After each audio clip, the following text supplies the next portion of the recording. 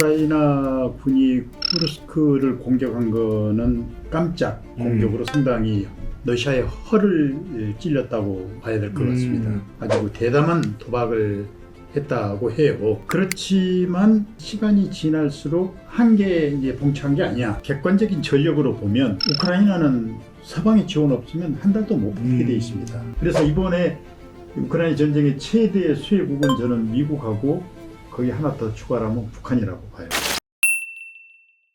내 사람 바꾼 정치 뉴스 머니투데이 더300의 고품격 정치시사 콘텐츠 터치다운 시간입니다. 우크라이나군이 러시아 수도 모스크바에 대규모 드론 공격을 감행했습니다. 2주 넘게 본토 급습을 이어오고 있는데요. 2014년 러시아의 크림반도 합병으로 시작된 양국의 분쟁은 2022년 러시아의 선전포고 이후 전면적으로 확대됐습니다. 2년 넘게 교착 상태를 보이며 장기화하던 교전이 이달 초부터 우크라이나군의 본토 공습으로 긴장감이 재차 높아지는 양상입니다. 2022년 교전이 시작됨과 동시에 서방 세계가 러시아를 상대로 경제 제재에 나섰고 러시아가 보복 조치를 감행한 바 있습니다. 그해 전 세계적 물가가 폭등하고 식량 에너지 위기가 도래했는데요. 이번 본토 급습이 확전으로 이어지면 세계를 포함한 우리나라도 적지 않은 영향을 미칠 것으로 보입니다. 그래서 준비한 오늘의 주제, 젤렌스키의 대반격, 푸틴 너 지금 떨고 있니? 입니다. 오늘은 러시아 전문가 모시고 이야기 나눠봅니다. 박종수 전 북방경제협력위원회 위원장 모셨습니다. 위원장님 안녕하십니까? 네, 안녕하십니까. 그 위원장님 모르시는 분 있으실까봐 제가 짧게 소개하면은요. 그 문재인 정부에서 그 신북방정치의 컨트롤 타워였던 북방경제협력위원회 위원장을 역임하시고 더불어민주당 외교안보 통일자문회의 위원 등을 역임하셨습니다. 일단 위원장이 그 본론으로 바로 들어가서요. 예. 현재까지 교전 양상을 보면 우크라이나 군이 국경 너머 30-40km까지 진군을 했고 드론을 통해서 좀 원거리 공격도 좀 감행하고 있는 것 같아요. 이에 러시아가 일부 좀 반격을 가하고 있는데 이번 교전 상황 좀 어떻게 보고 계실까요?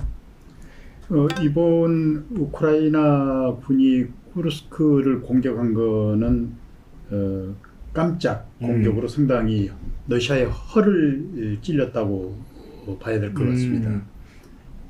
그동안의 전선이 이 남동부 4개 주에 집중돼 있었거든요. 네네네. 총참모장이 바뀌면서 내린 결단이라고 그러거든요.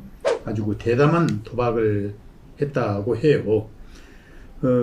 그렇지만 이번 이제 쿠르스크 진격이 처음에는 상당히 탄력을 받았는데 시간이 지날수록 이 한계에 이제 봉착한 게 아니야. 이런 이제 여론들이 비등합니다. 우선 러시아가 거기에 적극적으로 방어 체제로 바뀔 줄 알았거든요. 네네네. 특히 이제 동남부 4개 주에 있는 러시아 병력을 그쪽으로 이동을 하면 오히려 동남부 쪽이 허술해지니까 우크라이나가 역공을 할 수 있을 그 기회를 엿봤는데 사실은 러시아가 응하지를 않은 겁니다. 러시아는 쿠르스크 주에 이번에 주지사 선거가 8월 말부터 9월 5일까지 있거든요. 네네네. 당연히 취소할 줄 알았어요. 근데 그걸 예정대로 하겠다고. 선거를 예정대로. 선거를 예정대로 치르고. 9월 5일이면 다음 주네요. 당장 그렇죠. 다음 주인데. 이제 기간이 한 일주일 정도 되거든요. 네네. 선거는 예정대로 치르겠다. 그만큼 자신감을 보인 것 같아요. 실제로 이번에 그 공습이 있으면서 우크라이나의 극비 작전에 러시아가 당했다 이런 평가가 나오기도 했었고, 근데 결국에는 뭐 말씀하신 대로 많은 분들이 이 러시아의 역공이나 이런 부분을 어떻게 우크라이나가 얼마나 감당할 수 있느냐 이게 관건이 될 거란 얘기도 있는데, 그 단도직입적으로 버틸 수 있을까요, 우크라이나가? 위원장이 어떻게 보세요? 일단 이제 객관적인 전력으로 보면, 네네. 우크라이나는 서방의 지원 없으면 한 달도 못 버티게 돼 있습니다. 이 서방의 지원이 어느 정도 앞으로 이루어지느냐가 이제 관건인데, 네네. 그리고 이제 또 하나가 지원을 하더라도 서방의 공격 무기로 러시아의 본토에 공격이 가능하나. 근데 아직까지는 그걸 철저하게 지금 제한을 두고 있거든요. 그러니까 서방에서 무기 지원을 해줘도 본토 공격을 허용을 안 하면 한계가 있다는 얘기죠. 우크라이나가 지원해준 무기로 본토 공격을 서방 세계가 허용을 해줘야 된다. 그러다 보니까 이제 우크라이나는 이 드론으로 이제 공격을 하잖아요. 드론은 이제 자체 생산이 가능하니까 그쵸. 모스크바까지도 날리고. 그래서 이번에도 젤렌스키 대통령이 이 독립 33주년 기념을 계기해가지고 예, 예. 우리는 로켓 드론 신형 이걸 만들었다. 그리고 우리가 직접 모스크바에 날려서 타격을 가했다고 했는데 아직 그 결과에 대해서는 얘기가 없거든요. 일단은 뭐 신무기가 공개된 신무기가 팔리아차나 예, 팔리아차나는 예. 그리고 뭐 근데 그 최근에 외신 보도를 보면은 예. 그 나토 회원국들로부터 F-16 전투기 예. 이제 좀 이게 뭐 어쨌든 전 세계적으로 좀 가장 흔한 전투기이기도 한데 예. 이게 뭐 80대가 뭐 순차적으로 들어갈 거다 이런 보도가 나오기도 했어요. 예. 근데 이게 결국에는 그 서방 세계에서 이걸로 과연 공격용으로 사용할 수 있을 게 허용이 나야 이제 전쟁에 좀 영향을 끼친다는 말씀이신가요? 그렇죠. F-16 아무리 이 지원을 많이 해도 러시아 본토 공격을 못하면 그런 의미가 없잖아요. 그렇죠, 그렇죠. 그리고 지금 현재 원래는 한 뭐 우크라이나가 요구하는 건 한 127대를 달라고 했는데 아마 지금 4월 현재까지 보면 한 10대에서 한 20대 정도 지금 지원을 예, 했거든요. 진행률은 좀 더디다고 하더라고요. 그러면 이제 100대를 주려면 앞으로 시간이 많이 필요하다. 그러면 그 사이에 러시아는 가만히 있느냐?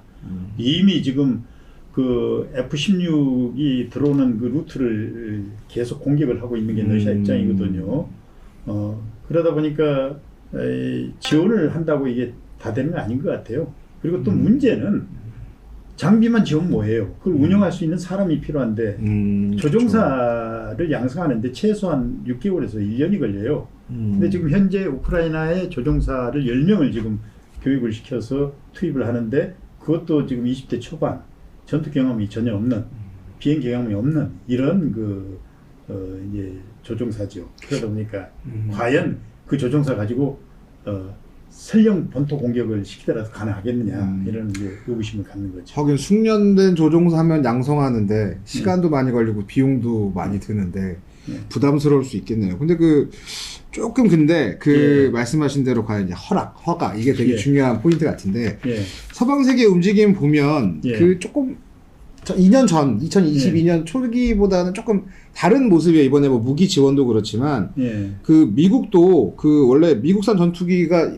F-16 미국산 전투기인데 뭐 요를 지원하는 거를 이제 어쨌든 미국이 뭐 묵인하고 어쨌거나 이제 미국도 슬슬 이제 좀 러시아에 대한 압박 강도를 뭐 정치 상황적으로 대선을 앞두고 있어서 그런 측면도 있겠지만 좀 압박하고 있는 모습이에요. 만약에 이제 좀 이렇게 되면 서방 세계와 러시아, 우크라이나를 떠나 서방 세계와 러시아의 관계가 굉장히 좀 멀어지지 돌아올 수 없는 강을 건너는 거 아닙니까? 서방도 러시아가 이대로 가면 사실상 승전의 어떤 깃발을 올릴 것 같는데 그렇게는 안 되겠다. 러시아가 일방적으로 이겼다는 인상을 국제사회에 주는 건 아니다.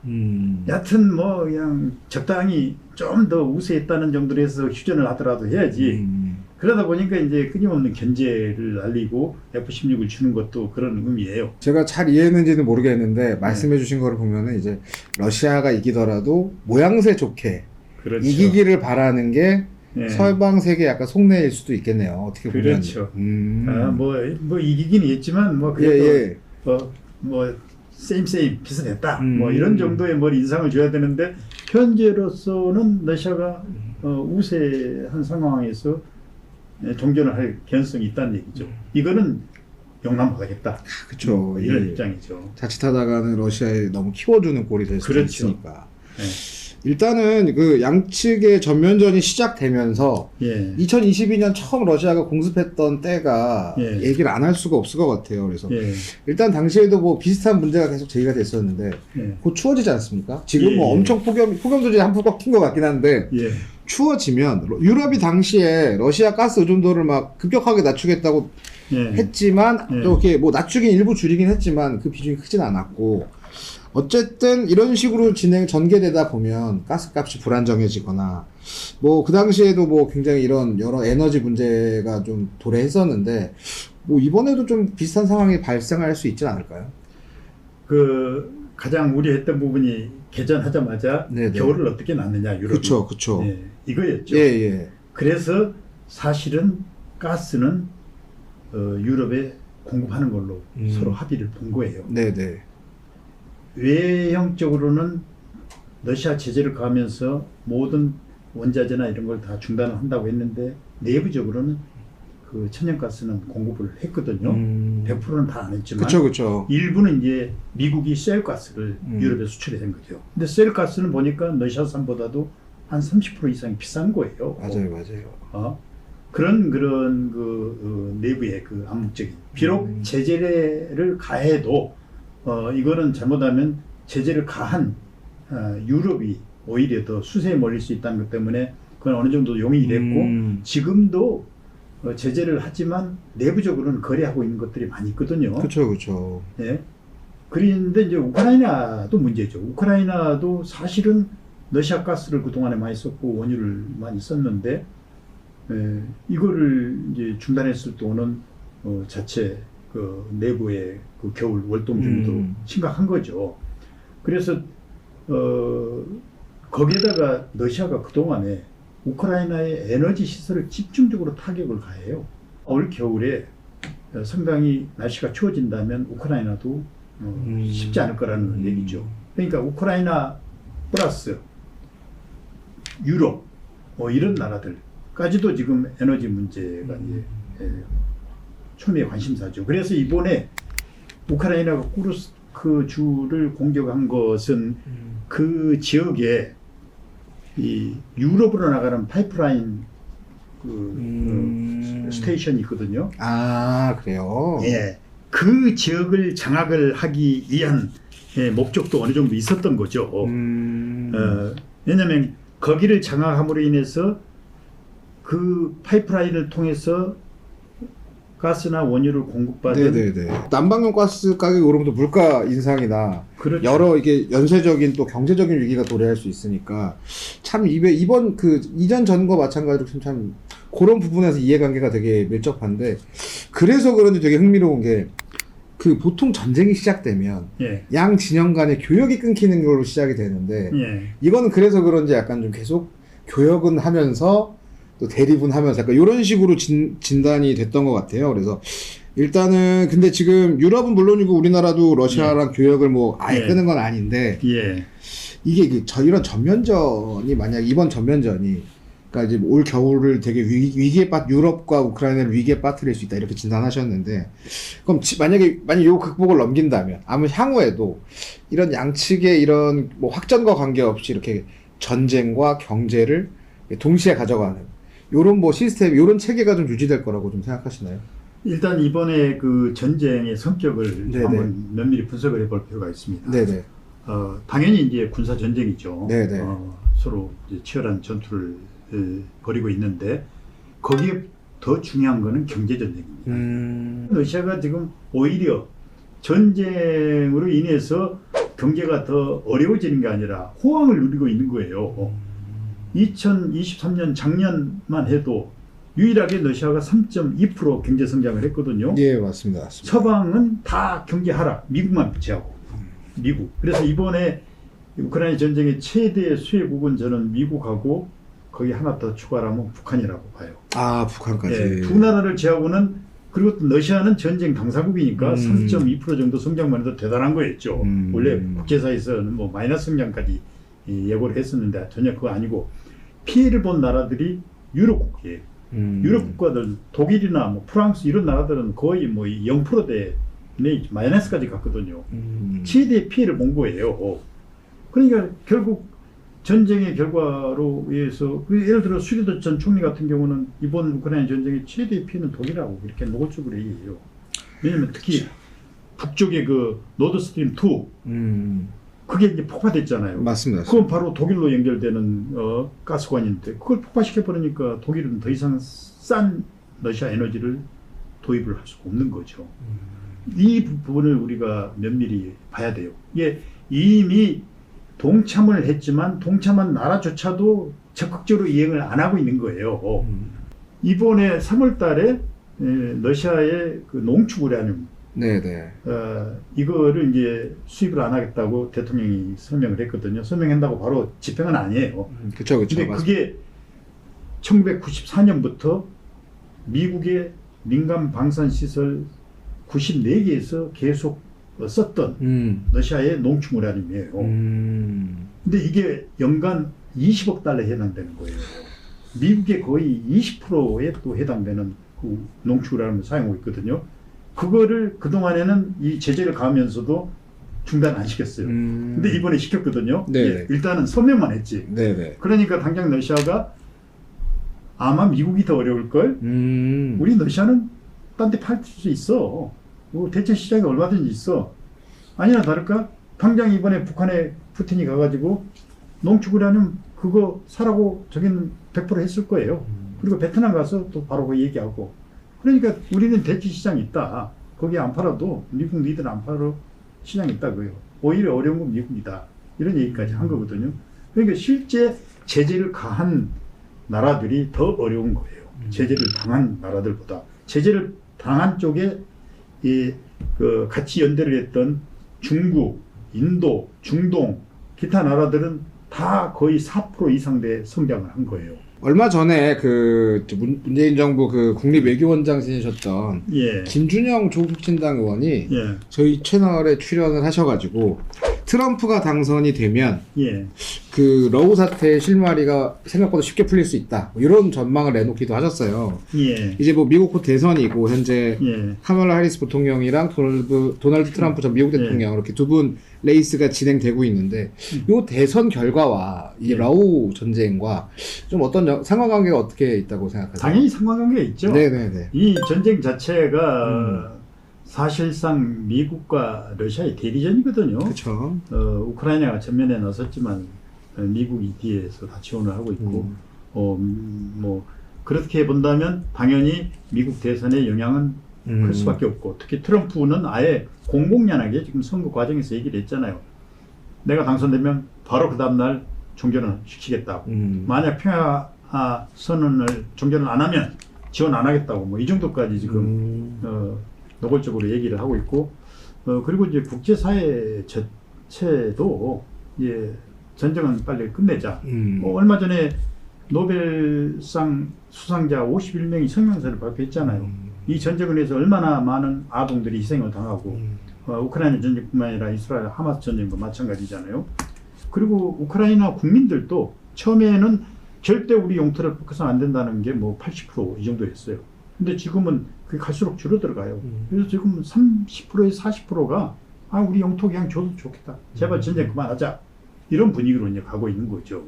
그러니까 이미 지금 2년 반이 지나면서 전쟁 피로증이 상당히 피로도가 높아졌죠. 피로도도 높고 거기로 인한 그 희생도 지금 크고 그렇죠. 보이지 않게 특히 지금 우리 경제도 지금 물가가 막 치솟하는 게 저는 그 우크라이나 전쟁 영향이 적지 않다고 보거든요.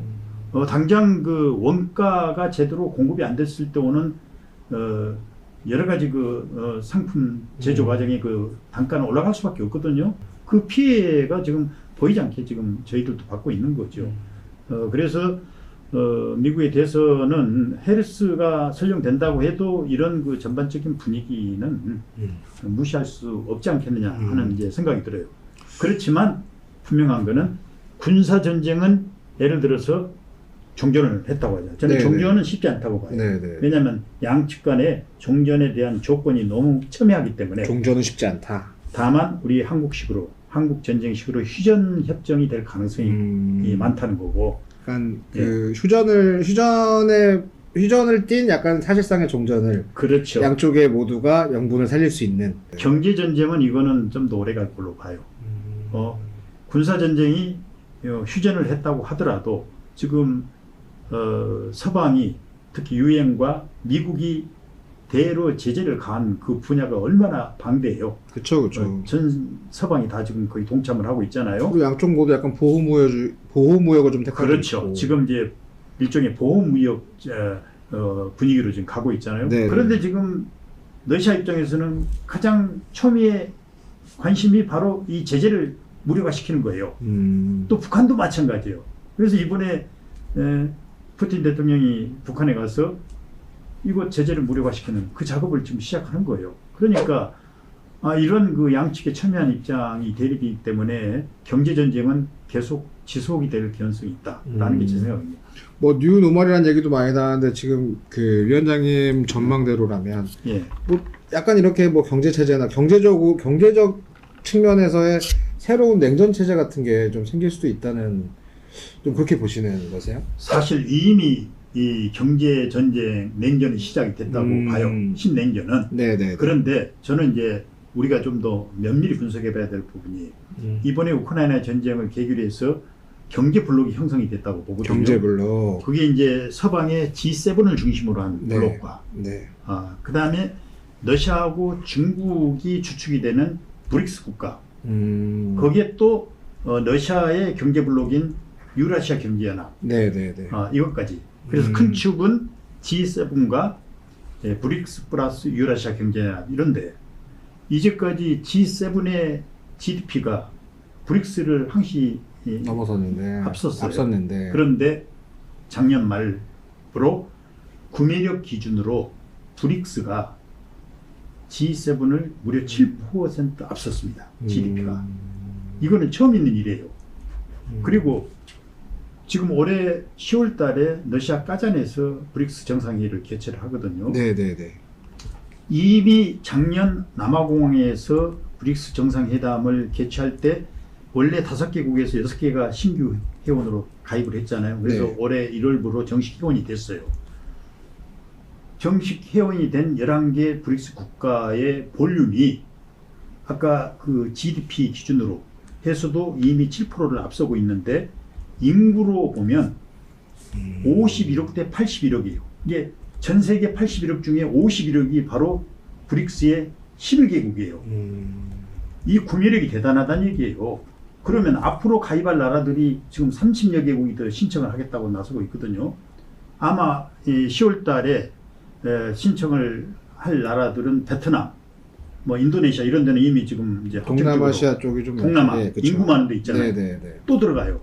그러니까 앞으로 그 브릭스의 그 시장은 전 세계 시장의 거의 70%까지 육박한다. 현재도 63%거든요. 그러면 10월 달에 까잔 회의를 끝나고 나면 아마 또 추가가 되면 저는 한 70%까지 간다고 봐요. 브릭스의 부심은 바로 비동맹 체제예요. 냉전 당시 때도 미소 양대 체제를 거부하는 그런 게 이제 비동맹 체제였잖아요. 그게 이제 인도 같은 경우, 동남아, 이 인도네시아 같은 데가 대표적인 나라들 아니에요. 그 나라들이 사실은 브릭스의 주축국이에요. 거기에 중국과 러시아가 합류한 거예요. 그러니까 브릭스가 이제 엄청난 그 볼륨을 갖게 된 거죠. 그리고 결속력을 갖게 되고, 그리고 또 이 브릭스의 공통적인 그 지향점 뭐냐? 탈달러예요. 탈라의 패권을 우리는 반드시 없애야 된다. 근데 그 작업이 지금 상당 부분 진정이 됐다고 봐요. 이미 지금 한 2년 동안에 진행이 되고 있는 게 중국과 러시아는 옛날 전쟁 전에 달러로 결제한 게 80%였거든요. 지금 20%밖에 안 돼요. 20%도 달러만 아니라 뭐 유로화 같은 걸로 하고 80%는 누브라하고 위안화로 하거든요. 실제 중국이 좀 위안화 결제 같은 경우 국제 뭐 석유 원유 시장에서도 그런 걸 많이 하더라고요. 원유시장도 마찬가지로 지금 다 그런 식으로 하고 있고 브릭스도 지금 이번에 디지털 화폐로 지금 결제를 할 준비를 지금 하고 있는데 그게 바로 어젠가 러시아는 그동안 법령으로 디지털 화폐 사용한 걸 다 합법화했거든요. 네네. 했는데 어제 러시아 모스크바하고 상페테르부르크에 디지털 화폐 거래소를 설치하는 걸로 지금 발표를 했어요. 그래서 아마 10월 달에 브릭스 정상회의에 공식화시키기 위한 준비 작업이라고 저 보거든요. 이렇게 되면 이제 달러가 흔들릴 개연성 이것도 배제할 수가 없는 거죠. 구심점에 대해서 그럼 이제 그쪽은 이제 원래 구심점 없는 약간 일종 연합체다. 예. 근데 서방 세계는 항상 미국이라는 거대한 구심점이 있지 않았습니까? 예. 근데 미국의 역할을 보면 지금 뭐 사실 러시아, 우크라이나뿐만 아니라 뭐 이스라엘이라든가 이런 뭐 중국, 대만 이런 되게 그러니까 리스크가 커지는 부분 공격부터 유라시아 지역인데 세계의 경찰을 자처했던 미국이 예. 확실히 과거 같지 않아요. 그러니까 이제 어떻게 보면은 서방 세계의 구심점도 여전히 미국이라고 할 수 있겠지만 미국이 자처했던 구심점의 역할이 줄어들고 있는데 이 부분은 좀 어떻게 생각하세요? 저는 그 9.11 사태를 매우 중요한 하나의 국제 질서의 그 변곡점이라고 보는데요. 9.11 사태는 저는 미국이라는 단일 패권국이 소련이 네네. 이제 해체됨으로 인해서 교만에 의한 어떤 비극이었다. 그리고 9.11 테러가 일어나기 전에 이틀 전에 제가 그때 모스크바 대사관에 근무하고 있을 때예요. 네네네. 러시아가 경고를 했어요. 조만간에 미국 본토에 대형 테러가 일어나니까 준비하라고. 그때만 해도 미러 관계가 좋을 때죠. 미국이 가장 좋을 때죠. 네. 미국이 무슨 말이냐? 그때 이제 러시아는 체첸 전쟁, 테러하고 싸우고 있을 때 아니에요. 아이고 너희 나라나 신경 쓰라고. 그런데 그게 백주에 보세요. 정말 그 뭐 진주만주 공격당하기도 했지만 미국 본토가 역사상 그렇죠. 처음이자 유일하게. 그것도 백주에. 무슨 전쟁을 한 것도 아니고. 근데 저는 그때부터 미국이 좀 더 겸손한 마음, 국제사회에 좀 더 자비로운 마음으로 갔어야 되는데 정반대였거든요. 그때부터 부시 대통령이 악의 축, 이란, 이라크, 북한 해놓고 하나씩 때려부시기 시작했잖아요. 이라크 같은 경우는 대량살상 무기도 없는데 있다고 해서 때려부시고, 그 다음에 시리아 들어갔지, 리비아 들어갔지, 아프간도 했지. 그 결과는 뭐가 됐어요? 어느 하나 성공 못했잖아요. 특별한 이제 성과가 좀 부족했죠. 특별한 성과가 아니라 결국 미국이 물러나는 그 수순이었고, 아프간 그 철수하는 그 현장 보세요. 인권을 자랑하는 미국이 얼마나 참 비인권적인 모습을 보였어요. 그러니까 이제 전 세계인들한테 적나라한 그런 걸 보인 거예요. 그게 이제 미국의 진보 학자들 같은 경우 뭐 리오 샤이머나 리엄 촘스키 같은 분은 우크라이나 전쟁이 일종의 미국의 그러한 그 발악의 활용 전쟁이다. 마지막이다. 이건 해서는 안 돼야 되는데 이거를 또 악수를 뒀다. 예를 들어서 이제 부상하는 러시아를 완전히 이 일거에 제거하겠다는 그런 욕심으로 소위 그 베어트립을 설치를 한 거예요. 이게 우크라이나 전쟁을 유도했다고 보는 거죠. 그러면 러시아가 그 베어트랩에 들어와서 끝날 줄 알았는데 오히려 러시아는 베어트랩을 부시고 나와가지고 지금 완전히 활개를 치고 있는 결과가 돼버린 거죠. 오히려 휘어져 버린 결과가 된 거예요. 그 이제 9.11 후속 이제 9.11을 수습하는 과정에서의 미국의 역할이 뭐 중장기적으로 우크라이나 사태까지 좀 이어졌고 결국 그렇게 보는 시각들이 많죠. 그런 과정에서 이제 그 서방 세계 구심점이자 세계 경찰을 자처하던 미국의 역할도 좀 줄어들었다. 이런 말씀이신 것 같은데요. 근데 지금 미군을 보면은 이제 우리나라도 뭐 이런 미국의 역할의 변동이 영향이 있는 게 지금 미국이 뭐 방위비 분담이라든가 뭐 이런 거 뭐 때때로 주한미군 철수 이런 거 카드 꺼내면서 사실 한국을 좀 정치나 외교적으로 압박하고 있지 않습니까? 그리고 또 그리고 유라시아 대륙에서 여러 지역에서 좀 군사 긴장감이 커지면서 미국의 역할이 줄어들고 이런 군사 긴장감이 커지면 안보를 이유로 이제 뭐 핵 개발하겠다, 핵 보유를 하겠다 이런 나라들이 좀 많아질 것 같아요. 그러니까 좀 그러면은 뭐 북한도 뭐 이렇게 좀 뭐 동요해가지고 좀 뭐 약간 최근에 러시아랑 군사 동맹에 준하는 협정도 맺고 그랬는데 이러면은 국내에서도 조금 뭐 핵을 보유하자 이런 목소리가 좀 나올 수 있지 않을까요? 근데 사실 모든 국민이 나라가 강한 거는 반대할 국민이 없잖아요. 핵을 보유하겠다는 얘기는 나라가 강해야 우리가 우리 안전을 도모할 수가 있는데 이거는 누구도 반대할 이유가 없다고 봐요. 심지어는 박정희 대통령 당시 때도 우리가 독자적으로 핵 개발하려다가 미국에 의해서 커트를 당한 거 아니에요. 그러니까 핵을 보유하겠다는 거는 누구도 저는 반대하지 않다. 그런데 다만 그러면 우리가 보유하겠다고 쉽게 보유할 수 있느냐? 힘들죠. 예를 들어서 이제 가장 그 연성적으로 우리가 핵을 보유하는 절차를 밟는다.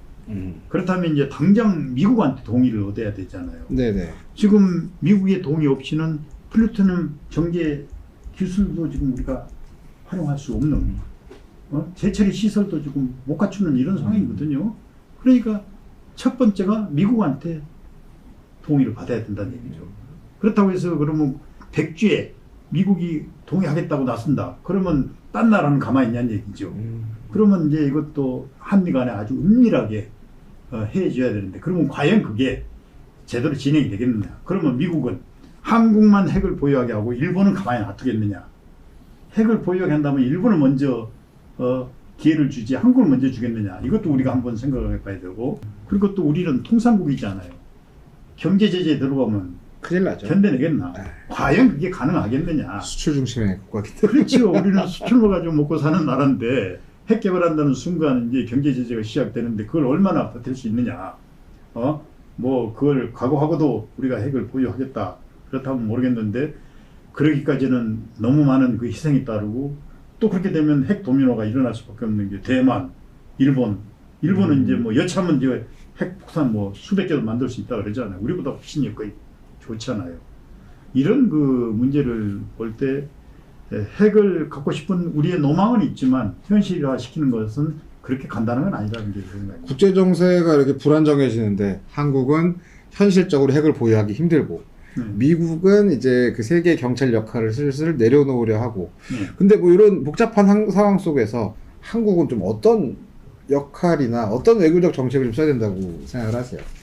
우리 지금 우크라이나 전쟁, 중동 전쟁, 네네네. 뭐 자칫 잘못하면 이게 이제 아시아까지 번질 개연성은 지금 항시 열려 있잖아요. 지금 상황은 고도의 외교력을 요하는 고차 방정식의 외교를 해야 될 시기라고 봅니다. 외교를 가장 간단하게 하는 거는 어느 한쪽에 딱 붙어버려서 우리는 이 사람하고 이 나라하고 같이 끝까지 연대하겠다. 그러면 얼마나 편해요. 그게 이제 우리가 말한 한미동맹 아니에요. 우리는 끝까지 한미동맹으로 가겠다. 그렇지만 지금 주변 상황이 그걸 허용을 하지 않는다는 얘기죠. 이게 이제 문제인 거죠. 중국, 러시아, 북한. 북중러가 지금 연대를 안 한다 그러지만 북한하고 러시아하고는 뭐 동맹 이상의 관계를 이미 갖고 그건 오래전부터 갔어요. 이번에 표면화됐을 뿐이고 이미 저는 2000년부터 갔다고 보는 게 제 주장이거든요. 다만 한국을 남한을 의식해가지고 노골적으로 안 했을 뿐인데 이번 기회에 그냥 아예 노골적으로 북한을 그냥 끌어들이는 걸로 이제 보이는데 중국은 어차피 그 북한하고 러시아의 그 연대 속에 그 싫든 좋든 들어갈 수밖에 없는 구도예요. 지정학적인 여건을 볼 때 가장 첨예하게 지금 대립되고 있는 것이 아시아 쪽에서는 남태평양인데 중국, 뭐 미국, 일본 이쪽이잖아요. 근데 실제 우리는 남태평양의 어떤 갈등보다는 북태평양하고 북극의 헤게모니 생탈전이 우리한테 더 위협으로 다가온다고 봐요. 그런데 그거가 지금 이미 진행이 되고 있어요. 그거를 주도하는 나라가 러시아예요. 지구온난화 때문에 이게 급속히 지금 막 역동을 하고 있는 시기거든요. 북극은 이미 러시아가 먼저 선점을 했어요. 2007년부터. 북태평양 지역도 지금 러시아가 2014년부터 매년 태평양에서 군사훈련을 하고 2018년 같은 경우는 구소련 당시 때도 없었던 대규모 무슨 30만 명이 동원이 되고 비행기만 해도 1000대가 동원되고 심지어는 중국도 한 3000명이 거기 동참을 한 거예요. 그리고 2022년 같은 경우는 우크라이나 전쟁 중인데도 합동훈련을 한 거예요. 그게 14개 나라가 동참을 해서 인도까지 한 거예요. 북한이 벤치마킹 하는 게 자꾸 베트남이라고 보거든요. 북베트남 보세요. 지금도 공산당이 건재하잖아요. 북베트남의 이념적인 거는 소련하고 긴밀하게 연대되어 있고 지금은 소련을 대신한 러시아예요. 러시아가 포괄적인 전략 동맹 관계를 맺고 있는 게 북한 아니라 또 베트남도 되거든요. 한 5개국이 돼요. 그쵸. 그 중에 베트남인데 베트남하고 관계는 러시아하고는 매우 이념적으로 긴밀해요. 심지어는 어떤 현상이 일어났느냐. 2017년에 모스크바의 그 중심부에 있는 그 KGB 창시자 제리슨스키라고 있어요. 그 동상이 소련이 해체되면서 철거됐거든요. 근데 KGB 출신 푸틴도 그 동상을 아직 보고는 못했어요. 근데 베트남 하노이에 그분의 동상이 그 제리슨스키 동상을 세운 거예요. 그것도 2017년 1월 음력 설날을 기해가지고 그 상징성은 결코 가수평가 없다고 보거든요. 그런 정도로 이게 베트남에는 우리는 뭐 이미 서방화된 나라로 보는데 이념은 아니에요. 그거는 러시아하고 철저하게 지금 연대를 하고 있고 심지어는 어느 정도였냐면 2012년에 그 깜나이만 해군 기지를 사실 러시아한테 줘요. 그 대신 베트남은 그때 이제 베트남 국가주석이 모스크바를 방문했는데 100억 달러의 차관을 이제 러시아도 도입을 하거든요. 그 대가로 깜라인만의 그 선박 수리 기지, 해군기지요. 그거를 얻었어요. 이미 거기에다가 지금 전진기지를 러시아는 설치를 한 거예요. 그리고 이제 북한 낮은 선봉 같은 경우는 2014년에 군함으로 이용할 수 있는 권한을 러시아가 획득해요. 그게 옛날 1980년대 냉전이 그게 이럴 때 있었던 그 벨트거든요. 네. 그래서 깜라인만에서 동해를 거쳐서 낮은 선봉을 해서 블라디에서 이 벨트가 다시 복원이 된 거예요. 그러니까 옛날 박근혜 정부 당시 때 그 독도 상공의 까디즈를 중국과 러시아 비행기가 무단 출입했다고 한참 논란이 많았잖아요. 그 한두 번이 아니에요. 최근에도 무수히 그쪽을 오가면서 합동 군사 비행을 한 거예요. 이러한 그 위기 상황을 너무 과소평가한다는 얘기예요. 심지어 지금 북극이 이미 이 해빙이 돼서 연중 운행이 가능해요. 연중 운행이 세빙선을 이용하면 연중 운행이 가능해요. 물론 이제 단가는 올라가죠. 세빙선을 이용할 경우는. 이 해로가 뚫림으로 인해서 인도양, 태평양을 대서양을 해서 갇히는 것보다도 3분의 1이 전략이 돼요. 이건 우리 너무 가까워질까요? 그렇죠. 시간과 비용이 그러면 경제적인 그 직역적인 여건을 볼 때 경쟁력이 얼마나 많이 차이 나겠어. 그리고 또 북극의 자원이 무궁무진하거든. 그렇죠. 그거 다 이게 북쪽에서 이루어지잖아요. 그래서 저는 이제 뭐 전 정부의 북방경제협력위원회 위원장을 했지만 이거는 역대 정부가 들어서도 반드시 해야 된다고 봐요. 이거가 앞으로 우리 미래의 살 길이라고 보거든요. 그러니까 지금 뭐 지정학적인 영향이나 환경학적인 영향으로 이제 전 세계적인 이제 뭐 패권이 흐름이 경제의 흐름이 굉장히 뭐 이렇게 요동치고 있는 상황에서 어떤 정부가 들어서도 이에 대해 기민하게 대응하고 되게 고차방정식을 풀어낼 수 있는 외교 실력이 필요하다. 이 말씀이신 것 같아요. 예, 그렇습니다. 지금이야말로 외교의 시대라고 봐요. 그냥 쉽게 외교하려면 저는 100% 실패한다고 봐요. 이 복잡한 이 고차방정식을 풀려면 엄청난 그 인내와 지혜가 필요하고 그게 이제 베트남 같은 경우는 지정학적으로 우리하고 비슷하잖아요. 네, 그렇죠. 대나무 외교를 하잖아요. 거기는. 그리고 뚜르키예 같은 경우도 마찬가지예요. 거기 이번에 나토 국가잖아요. 그러면서도 러시아하고 아주 친하게 지내고 있거든요. 러시아의 자원, 관광객, 농수산물 이렇게 실속을 차리고 있어요. 우리가 벤치마킹을 해야 될 그런 나라들이라고 봐요. 위원장님 말씀대로 이 문제는 뭐 단순히 한 회차로 이렇게 다루기보다는 지속적인 이제 변화를 저희가 쫓아가면서 이야기를 계속 다양한 분들의 이야기도 보시고 또 나중에 위원장님 이야기도 모셔가지고 되게 많이 들어야 될 것 같아요. 이런 부분들 예의주시하면서 다양한 콘텐츠로 다양한 분들 이야기 나눠보도록 하겠습니다. 오늘 그 위원장님 방문해 주셔서 너무 감사하고요. 앞으로 다음에 또 기회 있을 때 또 모시도록 하겠습니다. 초대해 주셔서 감사합니다. 감사합니다.